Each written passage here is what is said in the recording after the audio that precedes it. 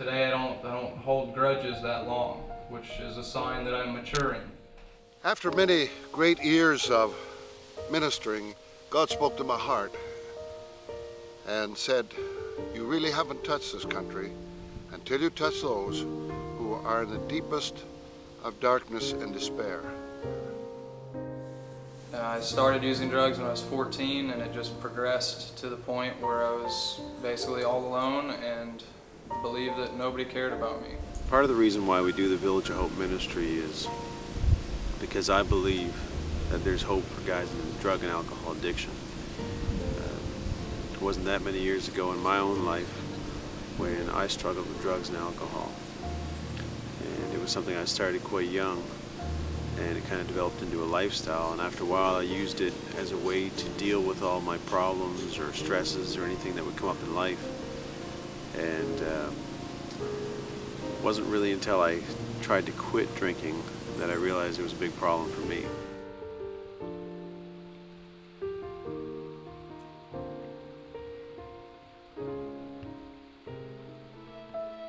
In 1999, my parents got divorced.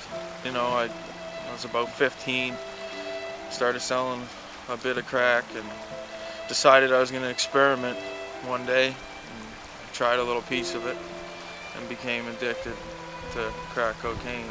My drug use started with marijuana and quickly graduated from everything from LSD to crystal meth. I started to lose my family over drinking and drugs.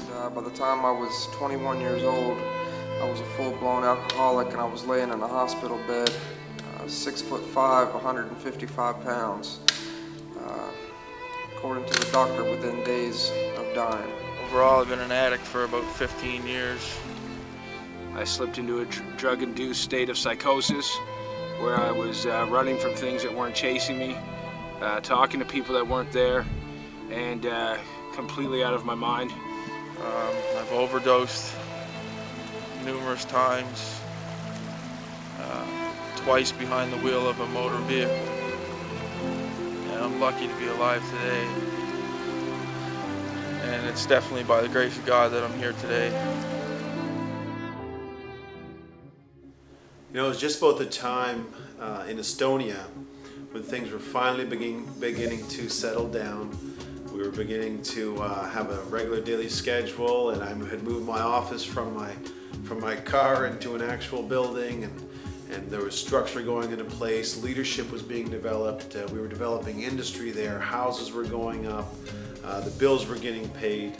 And it was just about that time when God spoke to our hearts and said, you know what, I want you to go back to Canada, back to New Brunswick, and build another Village of Hope. And of course, at the time we said, you know, God, are you sure? I mean, there's so many different areas we want to expand in, we want to grow in, and develop new areas. And God said, you know, why do you limit me in what I can do? Village of Hope is a pretty structured program. Of course, you know, when guys come here, they haven't lived a very disciplined lifestyle. You know, drugs and alcohol, I mean, we pretty much do what we want to do when we want to do it. And so the discipline is very important, the structure is important. And so here it is a pretty rigid schedule. The guys get up early in the morning, they have to clean up their bedrooms, their cabins, and the dining area. They have a breakfast, and then they have a quiet time with the Lord where they can sit down and they write in a prayer journal and they begin to ask questions to God about their attitudes the day before and so on. And you know, they have classroom time, we have work time here. Because we do have a business here. We have a sawmill, and you know, we've pretty much cut most of our own building material that you see here on site, and the pictures and different things. We're really privileged here at the Village of Hope to have a real traditional New Brunswick maple sugar camp. And I mean, we were given a beautiful piece of property here, over 200 acres of land, North Branch of the Ormocto, and a river running right down the middle of it. It's just beautiful. Right there we have about 1,000 taps that we can do in our sugar bush. So this is something we really want to develop and do a tourist sort of industry out of this, and invite groups here. We want to have school buses of kids come and see us making it, and have pancake breakfasts and have a good time and roll taffy on the snow, and just to be able to learn about the process and so on. And you know, we use these maple syrup as gifts as well. We give it to our sponsors and partners. We figure what a better way to say thank you to so many people who pitched in to make this thing happen and make this vision become a reality than to give something that we made here with our own hands on the property, and just as a way to say thank you to those who partnered with us. You know, even though the Village of Hope is a structured program and there's discipline and so on, what really changes a man is his relationship with God. And you see, all the Village of Hope really is an organized opportunity for a man to get his relationship right with the Lord. See, because true change happens from the inside out. Hi, my name is Jody Peavy, and this is my son Juddy. And this is the one that life has been changed, who had a real terrible addiction for 18 years. And we found hope.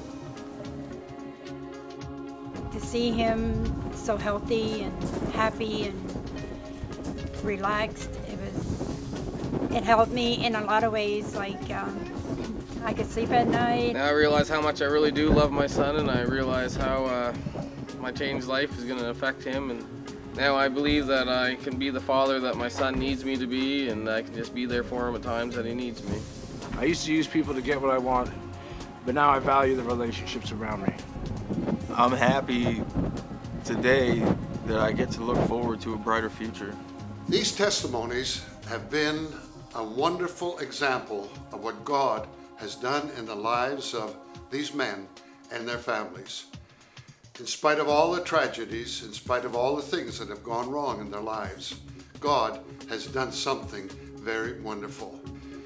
I believe that as we all work together, we can accomplish things that can never be accomplished by them alone or by us alone.